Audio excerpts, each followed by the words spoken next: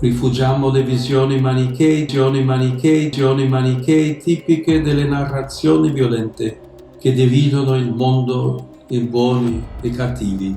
മാനിക്കൻ philosophy എന്ന് പറയുന്നത് ഡ്യുവലിസമാണ്.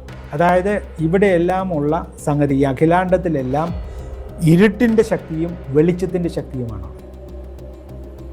ഈ രണ്ട് ശക്തികളും തമ്മിലുള്ള മത്സരമാണ് ഈ ലോകത്തിൽ അഖിലാണ്ടത്തിൽ നടക്കുന്നത്. അപ്പോൾ മനുഷ്യൻ്റെ ആത്മാക്കൾ വെളിച്ചത്തിൻ്റെ ഭാഗവും മനുഷ്യൻ്റെ ശരീരം എന്ന് പറയുന്നത് ഇരുട്ടത്തിൻ്റെ ഭാഗവും.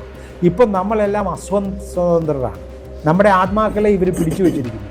അപ്പോൾ ഒരു മനുഷ്യൻ്റെ പരമമായ ധർമ്മം എന്ന് പറയുന്നത് ആത്മാക്കളെ റിലീസ് ചെയ്ത് വെളിച്ചത്തിൻ്റെ ദൈവത്തിലേക്ക് എത്തുക എന്നുള്ളതാണ്.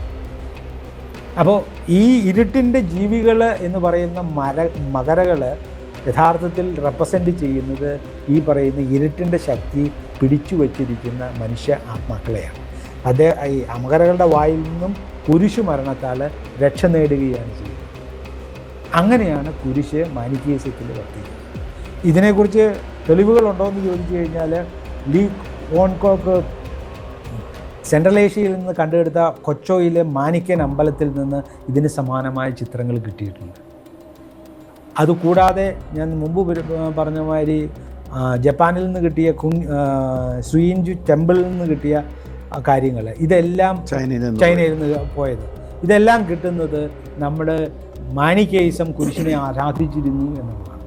ഇതുകൂടാതെ ബ്രിട്ടീഷ് ലൈബ്രറിയിൽ ഒരു മാനിക്കെയിൻ സ്ക്രോള് H90 അതിൽ ഒരു പ്രാർത്ഥനയുണ്ട് യേശുവിനോട്. മാനിക്കെയിൻ ഈശു എന്ന് പറയുന്ന ഈശുവിനോട് മകരകളിൽ നിന്ന് ഞങ്ങളെ രക്ഷിക്കണമേ എന്നുള്ളൊരു പ്രാർത്ഥനയാണ്.